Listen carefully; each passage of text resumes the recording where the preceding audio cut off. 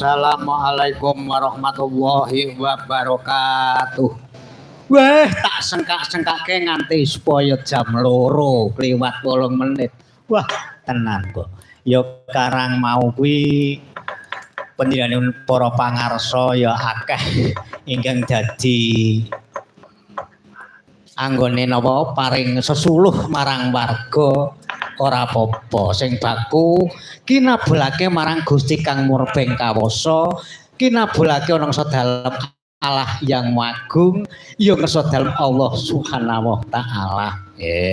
Titi kalenggan iki aku kepara sowan ana ing desa Kebon Manis kene supaya melu rewang-rewang nyunake berkah pangestu marang keluarga agung ing desa Kebon Manis kene. Ning nong sore-sore neng latar karo sindene monggo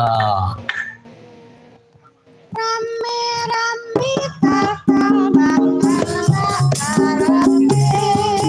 kanca ayo kanca kanca sing bayen kanca sambrono ayo monggo desa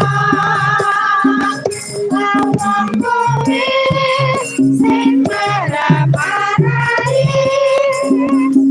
lawang kuris sing meraparai mentah saka toko mikir mas mikir mikir mas mikir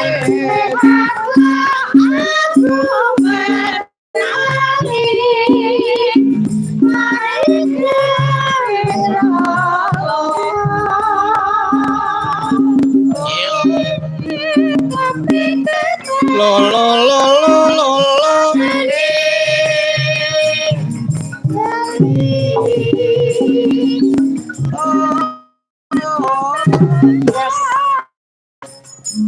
apene jali oh yes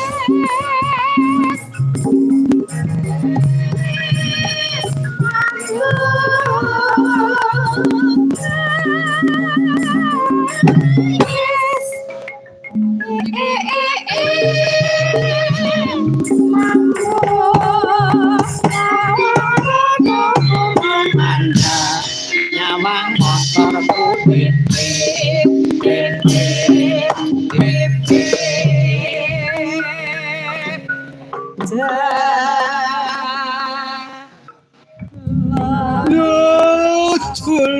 ya dolangon bebek ilang kabeh. Aku metu jedidit nyunake melu berkah marang para keluarga ing desa Kebon Manis. Sakmuse aku melu nyunake berkah pangestu marang keluarga agung ing desa Kebon Manis. Aku nembang sak cengklengan. Tembange nek cara mbiyen cara kuno iki darani campur sari kanggo gamelan ya ngene iki. Aku njedul sore-sore neng latar karo sindene terus waranggana mangsuli rame-rame tetembangan rodalange kanca ayo kanca kanca ayo kanca sak piturute coba putri dadi saka tape ketan ki mau dadi deling-eling cok nek aku ngacung munggah piyai kakung Dun Piyayi Putri. Yo, deling-eling cok, waton munggah apa lan? Cok, yo. Agung nek medun Putri. putri deling-eling maton ngatung kuwi lah.